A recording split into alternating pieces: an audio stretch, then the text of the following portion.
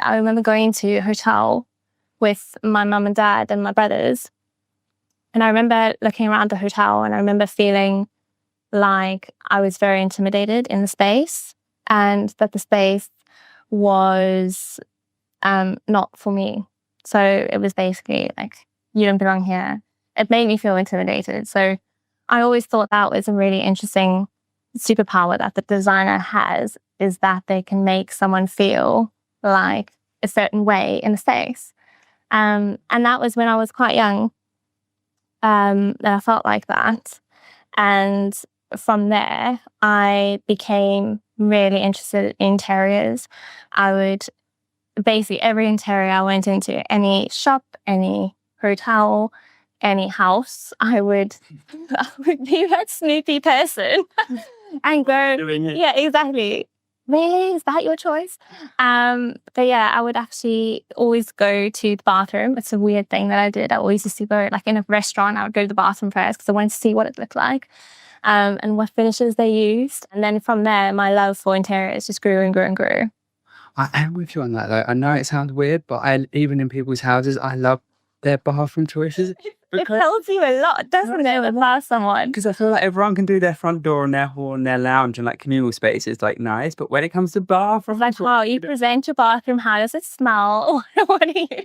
Fragrance. Fragrance is a big thing, yeah. Oh, obsessed with fragrance. Yeah, me too. I'm a huge fragrance person. I think I told you before, like my team know that whenever I go into an office building lobby or any kind of restaurant, I always like smell the space, and it actually changes your perception of it because you have this instant like, oh, that smells really lovely. And all of a sudden you either feel like really relaxed or you're really high energized just by the fragrance and the senses that you have around you.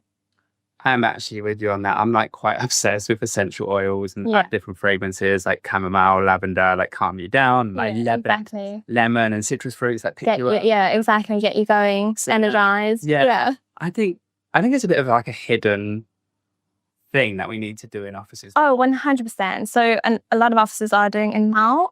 We've had clients who have asked us to help them with scents for their spaces. And it's really something that's quite fun to be able to do, is that you could also do it with the changing seasons.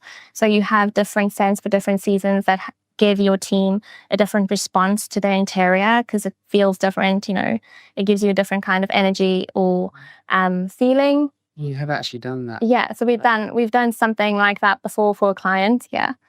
And I think it's becoming quite common now because you want your brand to not just be what you see, it's what all the auxiliary senses that you want to be able to entice as well. Yeah. Oh, that's cool. Anyway, so you're in this hotel and you were intimidated. Yeah, so I was in this hotel and then I was really intimidated because, and I think it was just the finishes that they used. The designer was very clever with the finishes because it was obviously aimed for adults. It was not really aimed for children. The kinds of finishes that they used were very high end. Lots of gold gilding, big chandeliers. It makes you feel very out of place if you're a young child and you're there in your trainers and your jeans. Is intimidating a good feeling to have?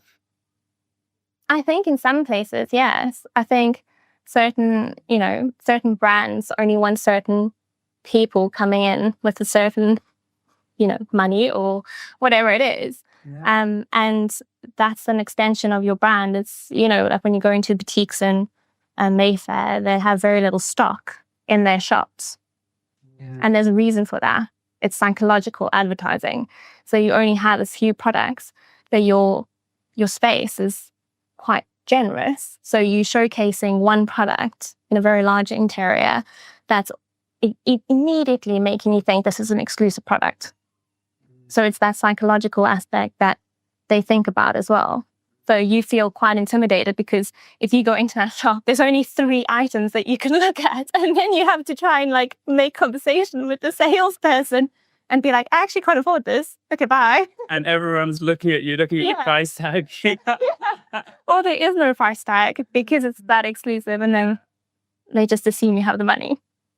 But yeah, it's interesting how space, exactly. Less can actually mean more in terms of make you feel that way, because it's just clever design, using lighting, using fragrance, using materials to make one feel sometimes intimidated, sometimes welcome.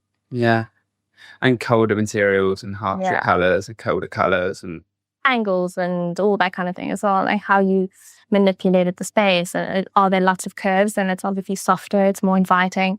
As soon as you start introducing quite sharp angular elements, it's quite aggressive and can be seen as quite harsh. Oh, that whole masculine. Yeah, exactly. Exactly. Oh, goodness, it's deep, isn't it? It is. There's like a whole can of worms there that you could just open up.